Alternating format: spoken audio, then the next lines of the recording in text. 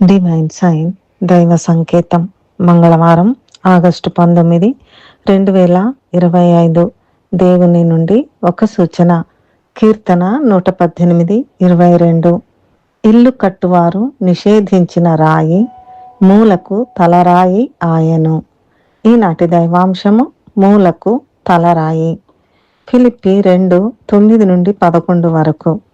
అందుచేతను పరలోకమందున్న వారిలో గాని, భూమి మీద ఉన్న వారిలో గాని, భూమి క్రింద ఉన్న వారిలో గాని ప్రతి వాని మోకాలను యేసునామమున వంగునట్లును, ప్రతి వాని నాలుకయు తండ్రి అయిన దేవుని మహిమార్థమై యేసు క్రీస్తు ప్రభు అని ఒప్పుకొనున్నట్లును, దేవుడు ఆయనను అధికముగా హెచ్చించి ప్రతి నామమునకు పై నామమును ఆయనకు అనుగ్రహించెను. ఇల్లు కట్టువారు పనికిరాదని భావించి ప్రక్కన పడవేసిన రాయి ఆ ఇంటి మూలకు తలరాయిగా మారిందని, ఆ రాయి యొక్క ప్రాధాన్యతను తెలియపరుస్తూ చెప్పబడిన వాక్య భాగం ఇది.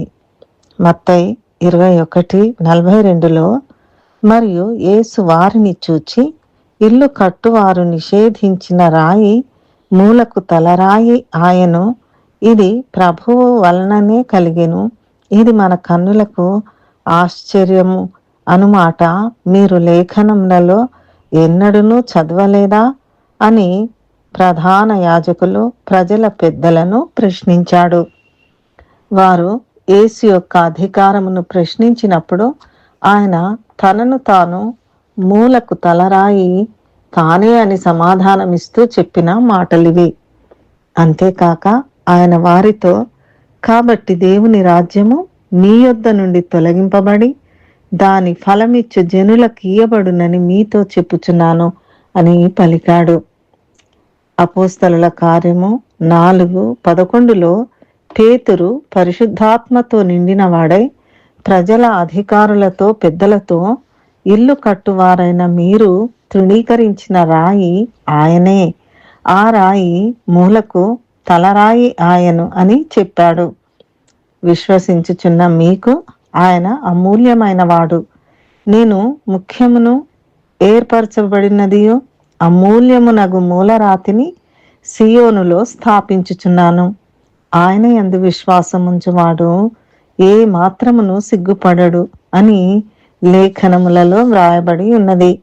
కావున యేసుక్రీస్తు ద్వారా దేవునికి అనుకూలములగు ఆత్మ సంబంధమైన బలులను అర్పించుటకు పరిశుద్ధ యాజకులుగా ఉండునట్లు మీరును సజీవమైన రాళ్ల వలె ఉండి ఆత్మ సంబంధమైన మందిరముగా కట్టబడుచున్నారు అని 1 పేతురు 2:5లో వ్రాయబడి ఉంది.